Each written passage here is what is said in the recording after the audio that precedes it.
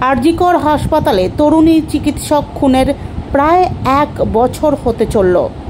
এখনও পর্যন্ত একজন সিভিক ভলেন্টিয়ার ছাড়া বাকিরা অধরা। তদন্ত হাতে নেওয়ার পর প্রথমে সিবিআই দাবি করেছিল আরজিকর হাসপাতালে ঘটনাস্থলের তথ্য প্রমাণ লোপাট করা হয়েছে। সেখানে সামনে এসেছিল একাধিক চিকিৎসকের নাম, কিন্তু তাদের বিরুদ্ধে কোনো তথ্য পেশ করতে পারেনি তদন্তকারী সিবিআই। কেন এত দেরি হচ্ছে জবাব চেয়ে অভয়া মঞ্চের সিজিও কমপ্লেক্স অভিযান।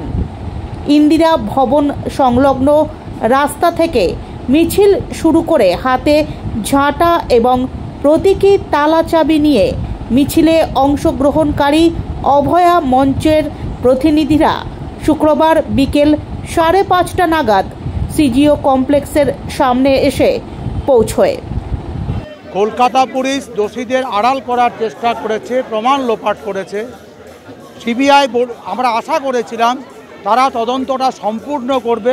তারা প্রতিশ্রুতি দিয়েছিল সাপ্লিমেন্টারি চার্জশিট দেবে, কোনো কাজটাই এখনো পর্যন্ত এগোয়নি। স্বাভাবিকভাবেই আমরা আজকে এখানে এসেছি।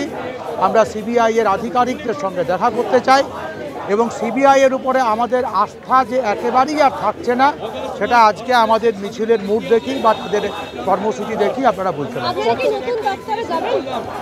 আমরা যেখানে যাওয়ার দরকার হয় সমস্ত জায়গায় যাব, যাতে হচ্ছে যে আমরা এই বিচার প্রক্রিয়ার কাজটাকে আমরা এগিয়ে নিই। আজকে এখানে এসে তো সিবিআইয়ের সঙ্গে আপনারা দেখা করতে পারলেন, এবার আপনারা কি করবেন? আমরা ওনাদের সঙ্গে দেখা করার সব রকমের চেষ্টা করছি, আমরা যাতে আমাদের কথাগুলো সেখানে জানাতে আমরা চেষ্টা করছি। আমরা সেরকম আমরা দেখছি, আমরা সমস্তটা চূড়ান্ত করে ফুটবল বন্ধ, আমরা সমস্তটা চূড়ান্ত করে বলছি।